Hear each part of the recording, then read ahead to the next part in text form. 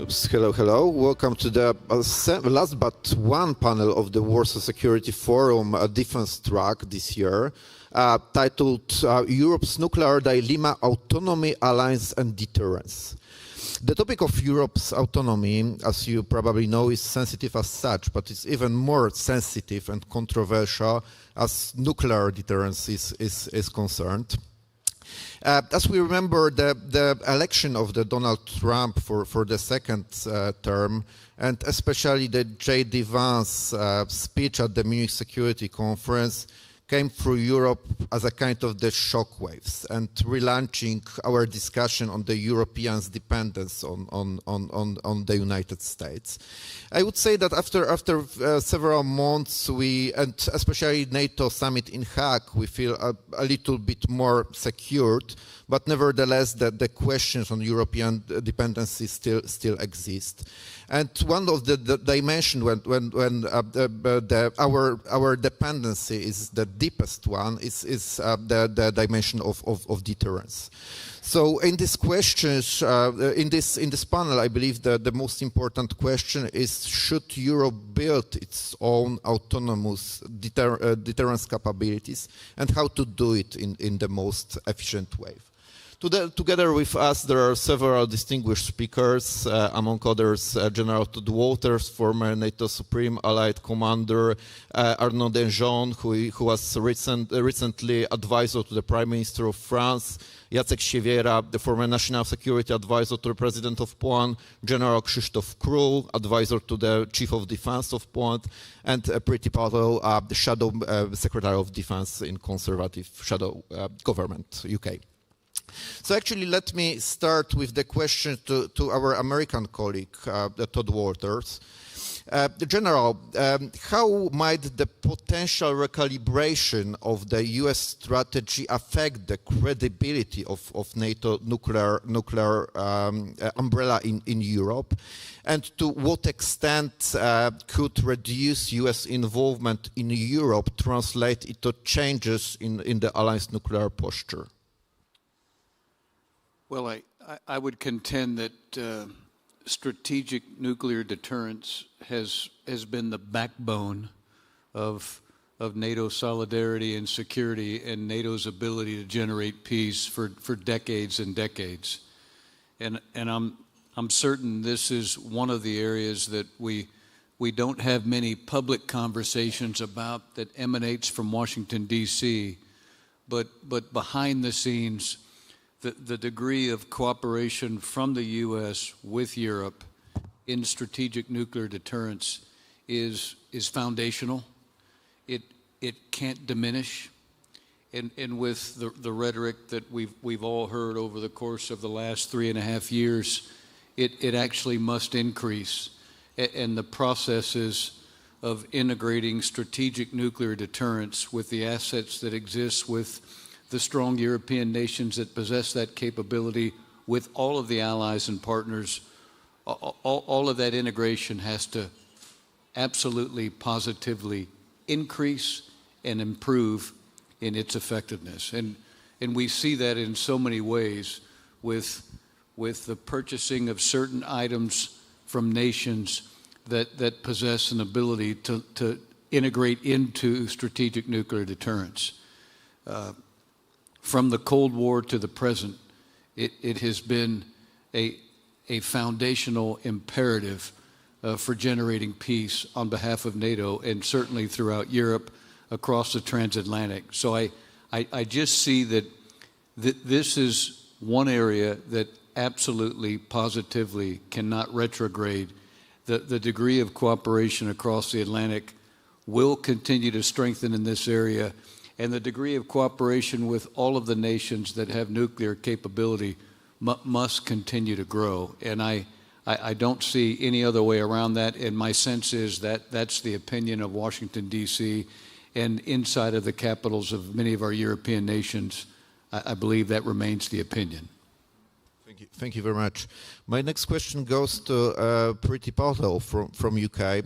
So as we know, the UK announced that you will increase the selling of the nuclear weapon to the 260 warheads.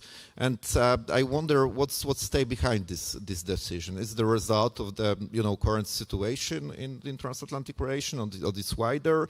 And do you think that France and UK can play a role into like fulfilling any gaps when it comes to nuclear deterrence if the United States decided to change its priorities? I still believe, as General Walters, in U.S. commitment to Europe, but nevertheless we are aware that U.S. is in the process of global presence posture, and they might change some priorities when it comes to U.S. presence worldwide. Sure. Well, look, first of all, thank you.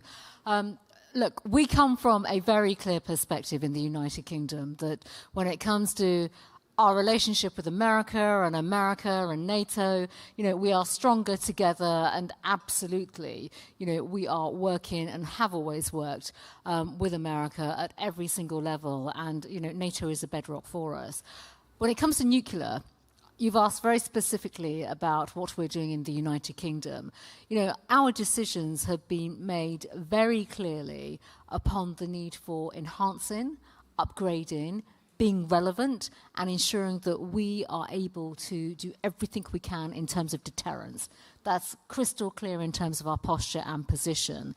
And, although my party is not in government anymore, the last Conservative government made mega investments in this particular space. We know about Dreadnought, the upgrades, obviously now we're talking about the next generation, big investments coming forward, but also other key strategic partnerships. And of course, I was part of a government that also established the AUKUS partnership, which again looked at greater investments. And there's a bigger message here, actually. As much as we focus on nuclear deterrence capabilities, what that means, whether US is, I firmly believe America is with us, and we've been part of those discussions for many, many years in government and even out of government. This is effectively about recognizing the state of the world that we live in. And how are we going to adjust to that? How do we make sure that we are effectively investing in the right kind of technology, the right kind of capabilities, skills? This is also about the people that we employ in our own industries, domestic production. These are the key factors that certainly have occupied our decision-making in the United Kingdom. And I will just emphasize, it'll continue to dominate our thinking and our ways of working and the types of strategic investments that we make and the key partnerships that we have as well. You've asked about France too in this context. This is also about those countries who are dedicated to that nuclear deterrence. There is much that we can always do together. Shared learnings and growing capabilities, that's where we have to be. And I say that in and out of the nuclear space as well. That equally applies to everything that we do within the envelope of NATO, whether it comes into protecting Europe, the Euro-Atlantic Partnership, all those key elements. That's pretty fundamental. And I do feel that we are, certainly from a United Kingdom perspective, we are not just in the right space, but we're putting our money where our mouth is. We are the ones investing in the skills, the partnerships, the technology. And, we will work very openly with the key strategic allies that we have to ensure that we can grow that capability. Thank you very much. So we had British voice, so right now it's time to include French voice. So Arnaud Danjean, as I mentioned, you are was advisor to the recent Prime Minister of France. So I believe you have some insight into French policy also in the terms of nuclear deterrence. So I wonder, of course, we know that French long-standing talking points was strategic autonomy, and I wonder what's his French position into the terms of strategic autonomy into nuclear dimension. As we remember, President Macron invited European leaders to discuss French nuclear guarantees, which could be extended for other European allies. And do you think that French could change its policy from strategic ambiguity towards more clarity when it comes to nuclear deterrence? I think it's worth reminding some basic facts about the French nuclear policy, because a lot have been said along the declarations of the president, including in France, where this debate has been quite, I would say, toxic. And we have to keep that in mind, that domestically, in terms of politics, it's a very hot topic, and very often misinterpreted, very often leading to bad faith interpretation. So we have to be very cautious with the wording and what we say. So just stick to the facts. The French nuclear deterrence has always integrated implicitly, more or less, and it has become more explicit over the years, what we call a European dimension. When the General de Gaulle started the program back in the 60s, it was already meaning to have a kind of European dimension. And it became more obvious over the years, and until President Macron said that explicitly and offered a strategic dialogue with some European partners. Can it go beyond that? It's difficult. First, I think we will remain in this strategic ambiguity because first, once again, this debate, if we have to go deeper, to put that in a public place, in such a political context as France has right now, it could be very messy and be counterproductive for our allies. Second, I think the fundamentals of the French deterrence policy remain valid, which means France is contributing to the overall nuclear architecture of NATO, even if we are not part of all the NATO bodies, but it has been agreed for since 1974, I think, that France nuclear weapons were part of the architecture of the alliance, and we play this role, and we will continue to play this role. And France has always insisted, it's worth remembering, France has always insisted, especially the last years, the last NATO summits, that the nuclear dimension of NATO should be always reaffirmed. It was a bit of a paradox that France has to lead this fight to say NATO is a nuclear alliance. It was not so obvious before we came back to a strong NATO flexing muscles towards the east, and there was a period of time where this nuclear dimension was a bit left aside, and France was always here to remind that NATO was a nuclear alliance. So as such, we are part of the alliance, and we will remain. We have, of course, the national dimension, which is still fundamental. And when it comes to the dialogue with the other partners, I think it has always been also clear in the word of the president that if we were to go a bit further with European partners on a European dimension of the nuclear deterrence, it will not be as a substitute to NATO. For a simple reason, it is materially impossible. France has for a long time a policy of strict sufficiency in terms of nuclear warheads and weapons, and we stick to that. And if we want to expand I would say the geographical assets and be elsewhere, it would mean probably to expand also the capabilities, and we are not there yet. So what we could do at the European level is complementary to NATO. It's not to substitute NATO, and basically it is also what is meant by strategic autonomy. Just one point on this, because I know that the expression itself is very controversial, strategic autonomy, with more or less good faith, depending on who is criticizing. But one criticize I always took seriously is when interlocutors would challenge the strategic autonomy wording by saying, okay, we see your point about being more autonomous, being less dependent, taking more responsibility for ourselves, but in strategic autonomy there is not only autonomy, there is the word strategic, and if you mean it, going strategic means going nuclear and integrating the nuclear deterrence. And that's, I think, one of the good points of the criticisms towards the French concept of strategic autonomy, because we cannot, at this stage, talk about a proper European nuclear deterrence. It's still a NATO policy, and I'm quite glad that whatever has happened over the last months regarding NATO, the relationship with the US, it has not been touched or affected, this nuclear dimension, and luckily so. Thank you very much for this clarification. I also strongly believe that any kind of European autonomy shouldn't be built at the expense of NATO. So we sometimes should do the same things at the same time.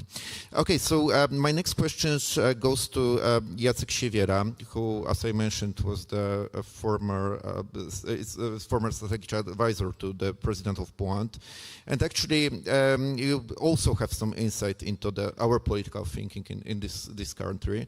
So actually, as we remember, some Polish leaders, including former President Duda, emphasize our interest in joining NATO nuclear sharing. And do you think that NATO nuclear sharing should be extended? And what arguments do you see for that? Thank you.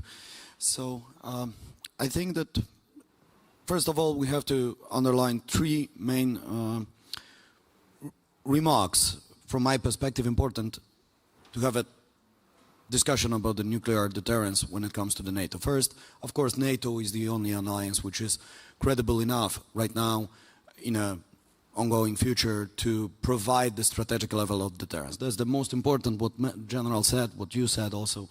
So we all agree that this is what we have right now. The second, I'm a military doctor.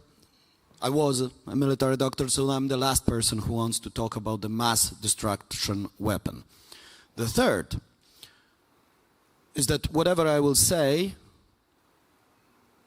refers to the processes which takes many years or decades. But if we're talking about strategic, let's do strategic. So let's be precise about what we are talking about. We have two layers of nuclear deterrence, the strategic one, which we a bit discussed, and the tactical one. Right now, you have probably heard that Vladimir Putin offered the Americans renegotiation or sitting at the table with a New START agreement. What the New START is, it was an agreement targeted for limitation of the strategical warheads, so the kind of a weapon of a mass destruction which could be fatal for the world. And that was also the part of the mutual assured destruction doctrine, which made the Cold War ending up in a peaceful way.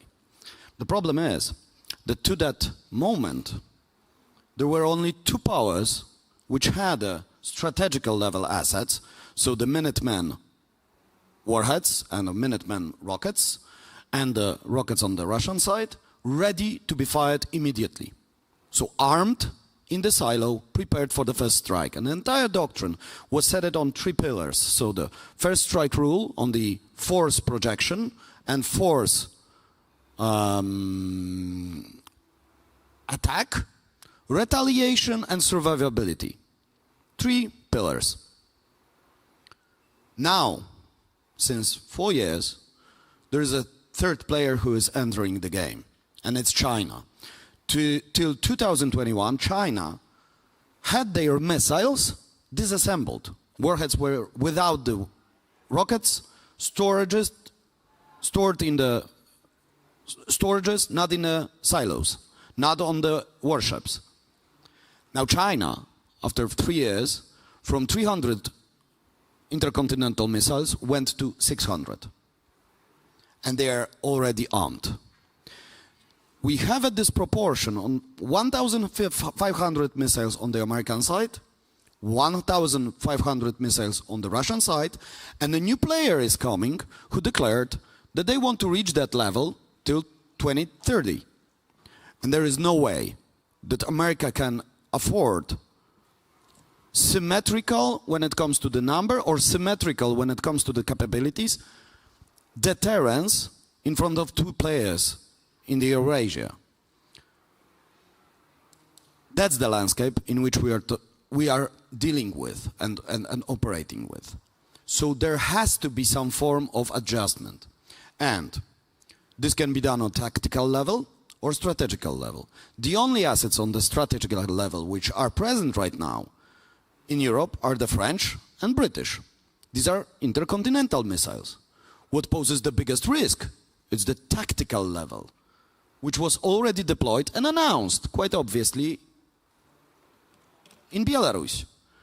And we have not that many debate about that 7 new countries became potential targets for Kinjal missiles since 2 years. In Germany, Slovenia, Czech Republic, Slovakia. I don't hear a debate about the fact that they became in the range of the tactical nuclear potentially missiles. Lack of this debate is dangerous, and this is why we will have this debate.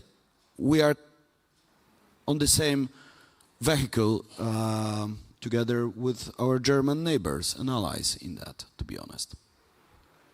Okay, thank you very much, Jacek.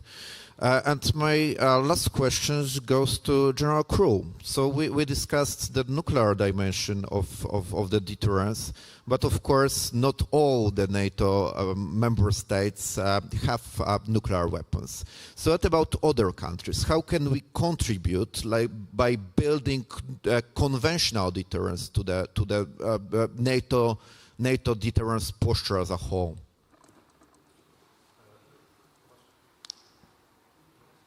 Okay, Tomasz, I'd like to return for a moment to Minister Siewiera and his words about nuclear deterrence and contribution or participation to nuclear sharing. From my perspective and knowledge, we are talking about 7 nations, at least 2 of them possessing nuclear capabilities, but rest just provide the proper storage sites and dual-use aircrafts. And even these aircrafts are to some extent the deterrence factor.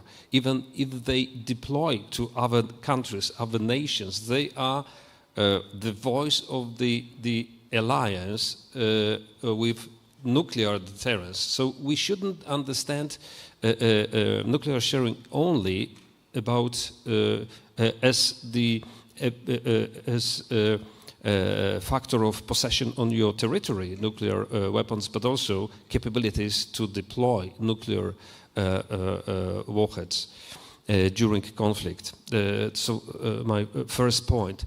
From the perspective of Poland, I used to delve in history, and as a matter of fact, Russia allowed Belarus now to be part of Russian nuclear sharing. So from that perspective, we should really discuss about this issue, as Poland during Warsaw Pact was also in the Russian nuclear sharing community, storing nuclear warheads on Polish territory. And Polish pilots were well trained to deploy warheads to the NATO countries. So we shouldn't forget about it, that Poland was once a country that contributed to nuclear sharing, unfortunately, Soviet Union nuclear sharing. So we would like to forget about this history. Nevertheless, this is the truth. Answering to your question about what could we as a Poles contribute to this nuclear sharing or subsidize it somehow? Of course, Poland contributes to the whole system of nuclear sharing. And this is not only Poland, other countries with Air Force capabilities contribute to that. So we shouldn't forget about it. That's first issue. And the second issue, as far as the current threat to Poland, we build robust lethality capabilities in Polish armed forces. I'm talking about long-range precision missiles that will be deployed to Poland. This is a kind of deterrence by punishment we would like to create in Poland build this conviction on the Russian side that there will be no attack without retaliation from Polish side. This is not the deterrence is not only by nuclear capabilities. Of course, this nuclear capabilities is definitely critical, but we can deter through our strike capabilities from sea, from air, from land, and we shouldn't forget about it as well. And we, in Poland, as non-nuclear nation, we've been developing these capabilities for years. Thank you. I see that Arnaud would like to also add some point. Yeah, I just wanted to come back on what you said about this tactical issue, because it's difficult to enter into details because it's a very specific topic, this nuclear policy. But for example, we French, we don't consider that there is in nature a difference between tactical and strategic nuclear weapons. Some people would say you have the conventional weapons, tactical nuclear weapons, and strategic nuclear weapons, like a kind of gradation, you know. This is not our view. Our view is if you go nuclear, you go nuclear. There is nothing like tactical, minor nuclear, major strategic nuclear. You go nuclear. You cross the threshold, and you are exposing yourself to a nuclear retaliation. So for us, the real issue is, and so far I would say there has been a lot of course, the posturing of Russia regarding this has been threatening through Belarus and so on, dispatching some forces, but nothing substantially led us to believe that the Russians are not sharing these views that going nuclear is going into something different, be it tactical. I mean, if you cross the threshold, you enter another dimension. The nuclear dimension is something else, and you expose yourself to massive retaliation. So for me, the real issue, I think, is indeed the articulation between conventional and, I would say, a very robust conventional deterrence and the nuclear threshold. And this is where we have to make a lot of effort. And we, specifically French, because for many years we had, many decades, we had given a kind of privilege to the nuclear deterrence, believing that it was the ultimate thing. And now we are seeing that the threats we are facing require a much more robust articulation between the conventional deterrence, which is key to me, and the nuclear one, which can remain the same, so to say. And I would even add, maybe, I don't know if the word is correct, but I would even add the sub-conventional deterrence, because what we have to face with a new intensity now is what we call the hybrid things. I don't like the word so much, but let's use it. Everything which is under the conventional military action, which is becoming more and more threatening for our society. So on this also we have to step up our deterrence policy, to be much more active in cyber, in disinformation, against sabotage, espionage, all these things, I would say, very old techniques of warfare, but that we have lost sight. The Russians have not at all, and they are reactivating that. So sub-conventional deterrence, conventional deterrence, I think need a particular effort. Thank you very much. Before I give the voice to you, Jacek, I would also include General Martens into this discussion because it's getting interesting. So I wonder, because as we know that Russians possess different types of warheads, some of them are low yield ones, below like 1 kilotons, which might be rather used, to horrify our society than for concrete military purposes. On the other hand, as far as I remember, during the Biden administration, the program submarine launch cruise missiles and was cancelled. So do you think that we can respond as a NATO, as United States, to this particular threat from the Russian side of using low-yield nuclear weapon against our society? Yes. Number one, we have to be able to respond to that. We have to plan to be able to respond to that. We in NATO possess strategic nuclear deterrence, and I very much agree with the categorization.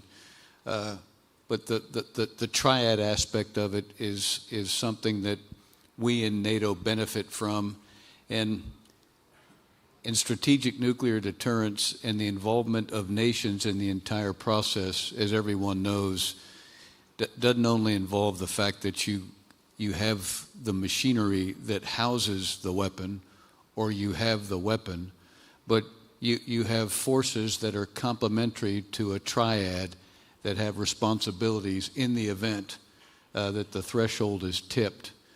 And then you have overflight considerations, you have air-based considerations for islands to go to across Europe. So the involvement is, number one, it is strategic.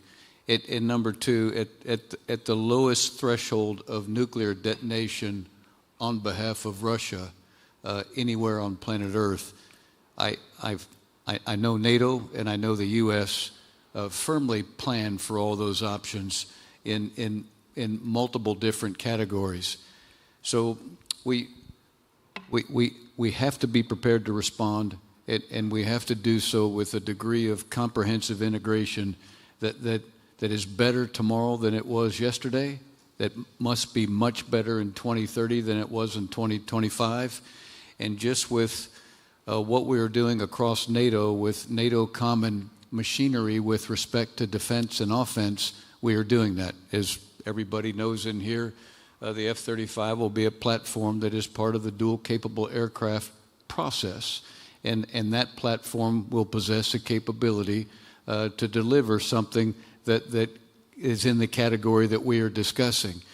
And the involvement that a nation must embrace to be part of that process is very, very comprehensive.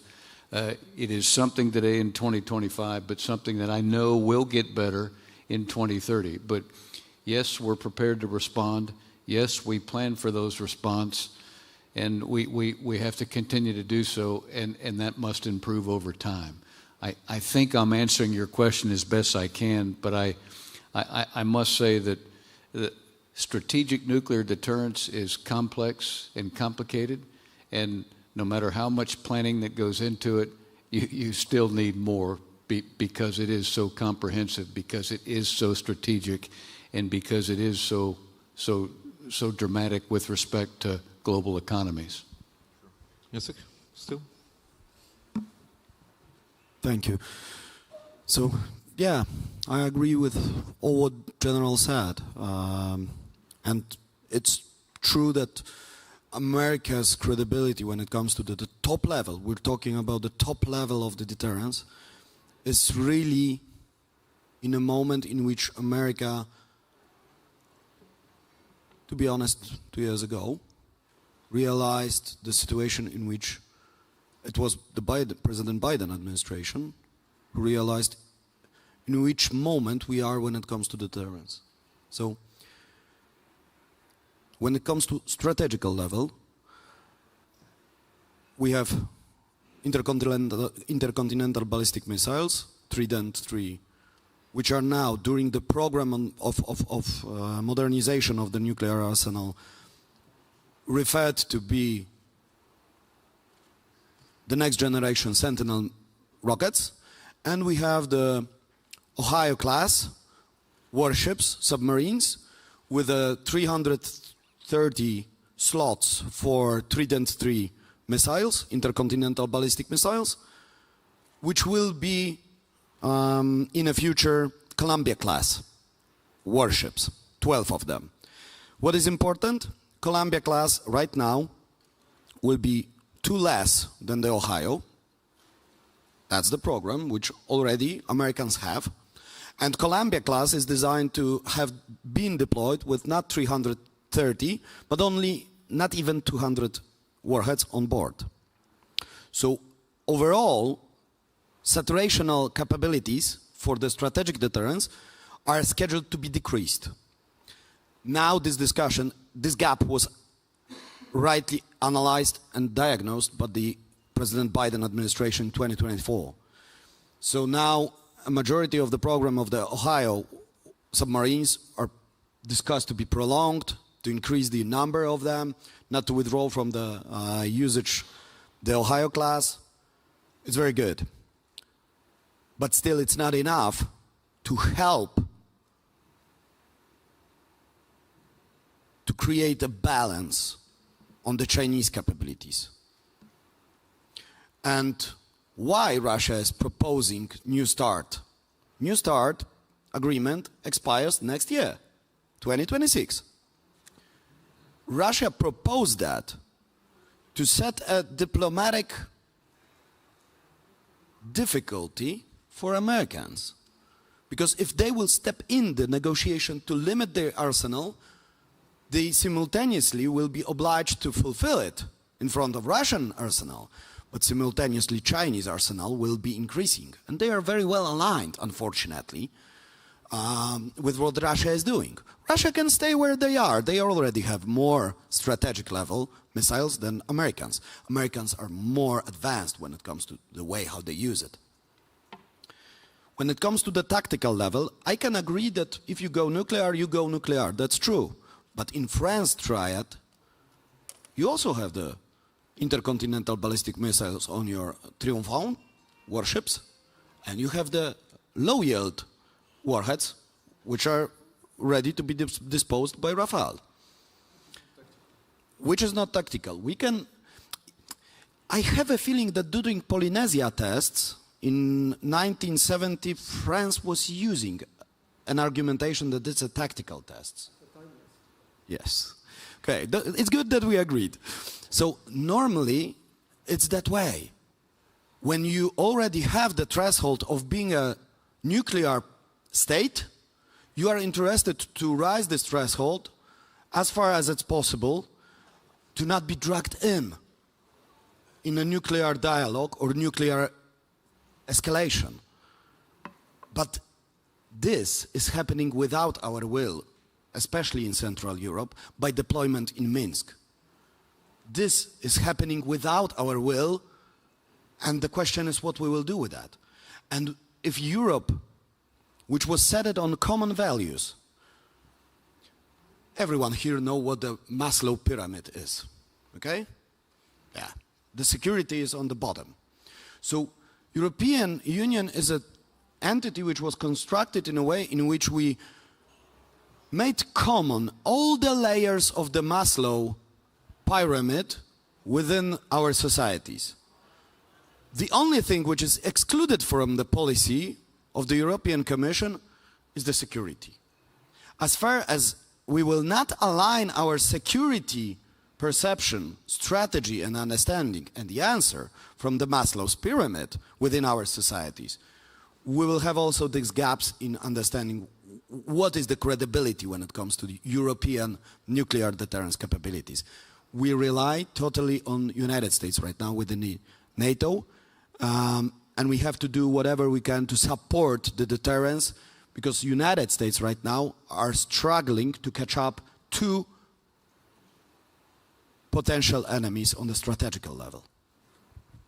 Thank you very much, Jacek, and thank you for mentioning actually arms control issue, because I believe right now it's no longer sexy, you know, at this particular moment, but it's still important. You're right that the New START is expiring in March next year, and actually I believe that Russian position is that any kind of the new agreement should also include Britain and France. So I wonder what's the position of UK and France vis-a-vis any arms control this in Europe? Is there any climate even for any negotiations on that with Russia? On this. I think, look, I'm going to come back to the fundamental premise of the state of the world that we live in right now. We've already heard an incredibly strong articulation about what we're up against, Russia and China. We can see where we sit here today in Warsaw, what has happened in Ukraine and Russian aggression on the continent of Europe, but actually I think it's a much more international conflict. We should just be honest about that with the Korean element and the Chinese element and things of that nature. I can say this from a public policy perspective in the United Kingdom. We stand very, very firm. I've already said my party is not in government, we're in opposition, but either way, there is no sentiment right now for reneging or going backwards or aggressing on the way where we are right now in terms of arming our countries, on our national security, on working and supporting our allies, doing great work as we are very strategically with the United States, back in NATO, and actually I will say this as well for the audience and on the record today. When we look at what is going on in Ukraine, this is a collective fight for us all, and it comes back to, we've heard about European values, well, it comes back to collective values of sovereignty, freedoms, and all the wider values our countries have fought for many, many decades and generations. So look, from a public policy perspective in the United Kingdom, we're actually getting more robust and more stronger, and rightly so. We left the EU, but that doesn't mean we don't engage with our European neighbours and counterparts. We're at the helm of NATO. We're next door. We're working alongside our our American allies. And I would just also like to say that we've had a strong presence as well in the wider Indo-Pacific region. When you look at China and Taiwan, when you look at the work that we do with Five Eyes, which obviously is not just America, but it's also Australia and New Zealand, we are really integrated in such an intensive way that we have to think about all sorts of future scenarios. And this isn't, as I said, just about today or even tomorrow. We are working through endless scenarios constantly. So I think, we are pretty robust, certainly from a United Kingdom perspective, in terms of where we stand. Arms control debates, by the way, come and go. But, we have to look at it within the situational context of what we are facing and what challenges we are confronted by. Arms control. Does any discussion on that make sense? I mean, it's an old Russian tactics. It was already a Soviet tactics to try to include the French and the UK nuclear forces in the START negotiation, and it's a non-starter for us. I saw that who is Lavrov maybe tried again yesterday to say so, but it's a joke. You just don't take it seriously because he knows perfectly the answer. I mean, we have a sufficient capability. I mean, we have reduced. We have taken a lot of unilateral initiatives since the 90s in terms of disarmament, in terms of for the nuclear tries, for everything.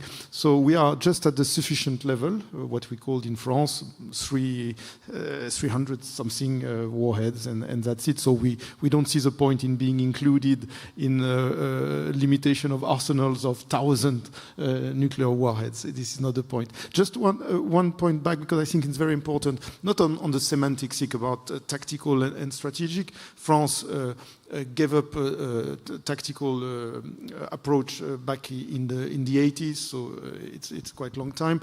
Just to say, my point was, we don't have to enter scenarios publicly because all the strategic ambiguity we have to keep about the use of nuclear weapons is part of the deterrence. But I would say, to caricature a bit, if Russians were to use or tempted to use tactical nuclear weapons, that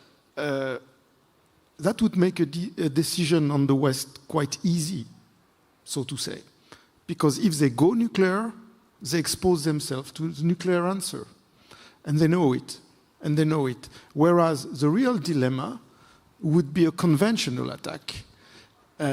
How do you respond to a conventional attack? Do we start conventional? Do we go immediately nuclear? This is more of a dilemma, so to say, in terms of response. Whereas any use of nuclear, be it limited, tactical, whatever you call it, would prompt a nuclear answer. This is part of the deterrence policy, and I think they know that. So indeed, they are posturing a lot about these tactical weapons. And I think we should not exclude the perception dimension, the public opinion dimension. They do that on purpose to frighten the people. Like we have tactical nuclear weapons which are, let's say, ordinary weapons with huge damage because nuclear word, you know. It's a nuclear weapon. So if you enter this dimension, you are exposed to an answer on the same level, and they know that. So I think there is a lot of posturing around it. We should take it seriously, though. I mean, don't get it wrong. I don't want to minimize the risk or the threat coming from them, but just to say that once again, nuclear is nuclear. They know that, and so far I think this mutual understanding of what it means has been kept, so to say. Thank you for this clarification. Nuclear is nuclear, regardless it's 1 kiloton or 1 megaton. So I think it's very good observation.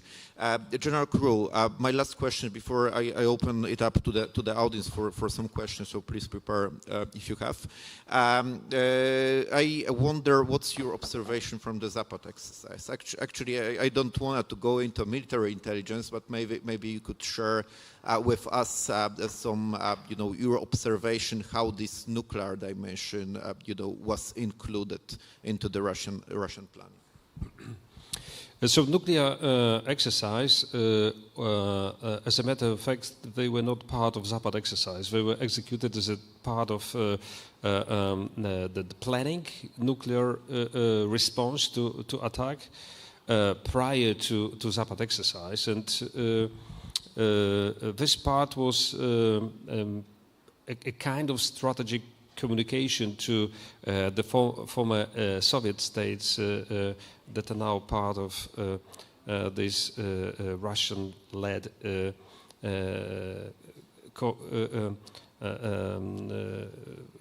cooperation of the former Soviet states or Union states.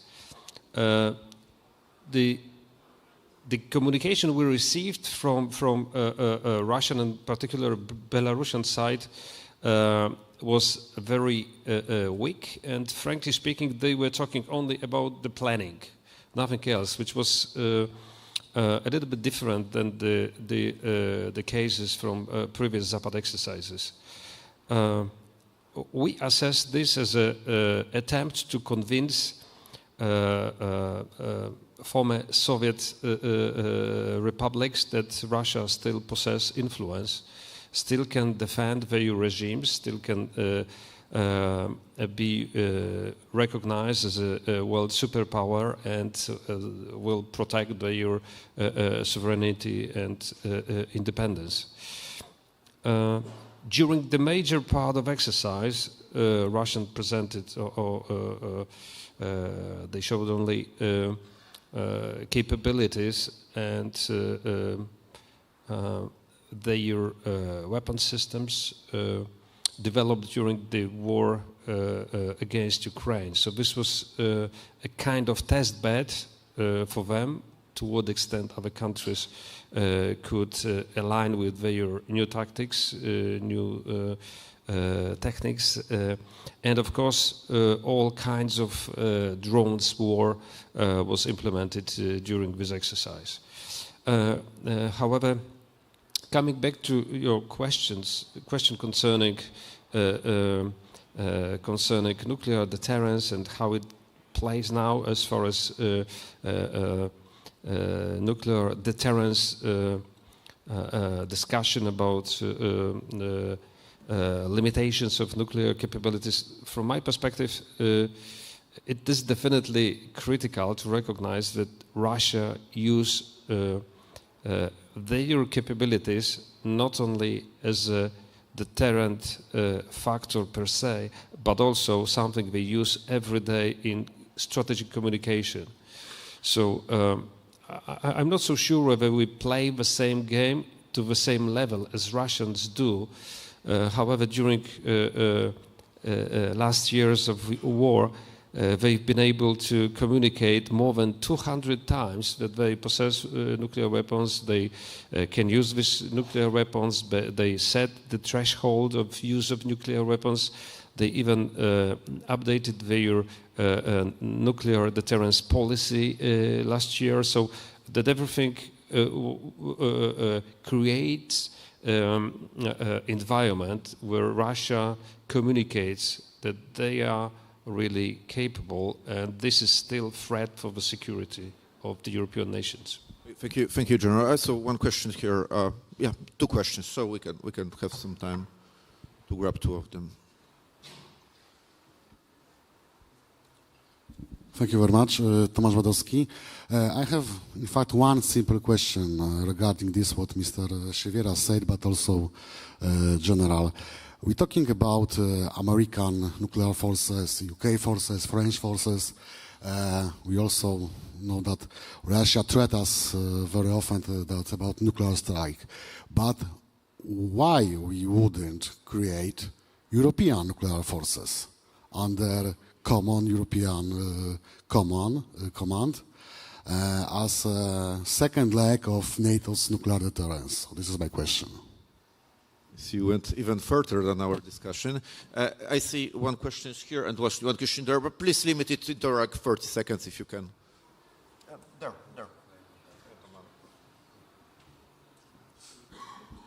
Hello, Maksymilian Skrzypczak, Układ Sił, Polish Geopolitical Magazine.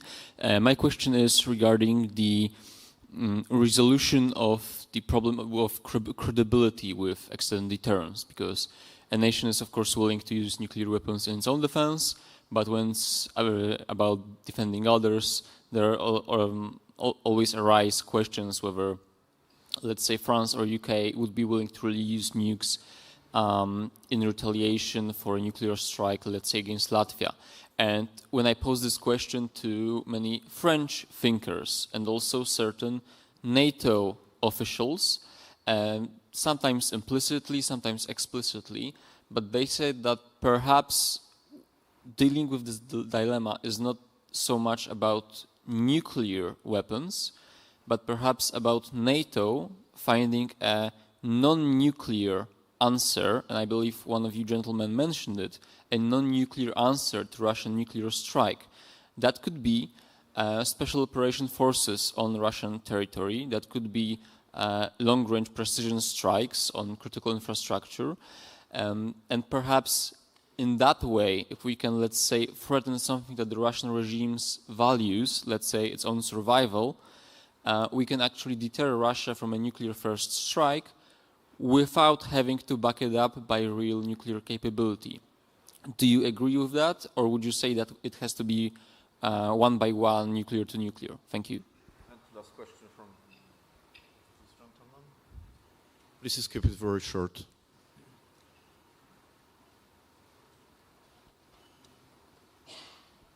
Thank you very much. Tom Plant from the Ditchley Foundation. The Shadow Foreign Secretary mentioned collaboration with international partners, particularly France. And I think if I caught you correctly, you hinted at the possibility for expanded cooperation, which at the moment is programmatic. So I wanted to give you opportunity to expand on what that might mean. And then perhaps Mr. Danjean will give some reaction. Thank you. Okay, so I think Arnaud about European approach. So the European nuclear forces. I just said that I was afraid of that question. Mm-hmm. So there's a very good analysis in recent Foreign Affairs magazine, if you would like to dive into it, which analyzes the scenarios for Europe regarding the nuclear aspect. One is the increase of the arsenals of the nationals who have already the capabilities, like France and Great Britain. So, of course, number of warheads which is needed on the strategical level, and it's very good that there was a question about non-nuclear response to nuclear attack. This can be done only on the tactical level. So there is no way that strategic strike with the intercontinental ballistic missile with a warhead in it will be left unanswered on the strategical level. I think that we all agree on that. It's without a doubt. But discussion about the tactical response to some other form of nuclear attack simultaneously proves that there is some form of layer which we call a tactical, and Russia utilized that very effectively. But leaving aside this, let's get back to European approach. One, is the policy of creating more strategical assets as the European deterrence based on national capacity of Great Britain and France, which already has those assets, but in very limited numbers. 300, I would say 260, and maybe 260 a few years. Many of them are during the service. The costs of this asset are tremendous. So the only way to do that is to contribute from the non-nuclear countries to those assets and count for the credibility of the owners of the weapon. It's up to you to assess how credible you assess it can be. Oh, yes, I think you are not. The second answer, okay, the second scenario is the European forces. This is based on the values. It always will be based on the values. So if we will find a way how to democratically and also culturally develop a strategic awareness and strategic culture of use of deterrence, nuclear strategic deterrence, within the broader community than just one nationality, we will have the credibility to develop the European answer in many decades. But it's not there yet. And this discussion is not there yet. The third is that some countries, and France knows exactly what I'm talking about because they were under huge pressure from European and transatlantic community when they decided to run for the nuclear weapon no matter what the Americans will say. Polynesia tests were the reason why France was struggling with the entire NATO. But they made it, they are the nuclear power, and they know that this is possible from a scratch. So the most important aspect is to maintain this debate in Central Europe, like Finland, like Germany finally also discuss, like Poland started to discuss by the President Duda, but also Donald Tusk, Prime Minister. Okay. This discussion has to be ongoing. Janek, we need to finish actually the last sentence from Patti, because there was a question directed to you. Absolutely.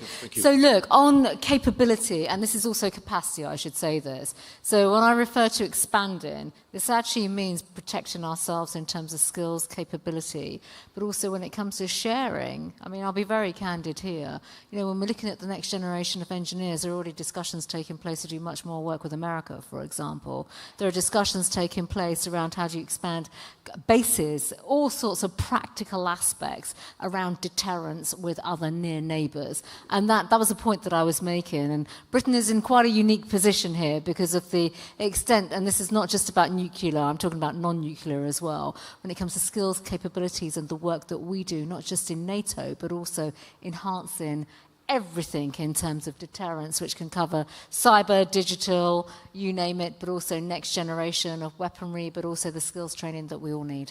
Thank you very much. I would say that we had like very rich discussion from strategic autonomy through tactical weapons to arms control. So thank you very much for that. Please join me in our applause for our panelists for that.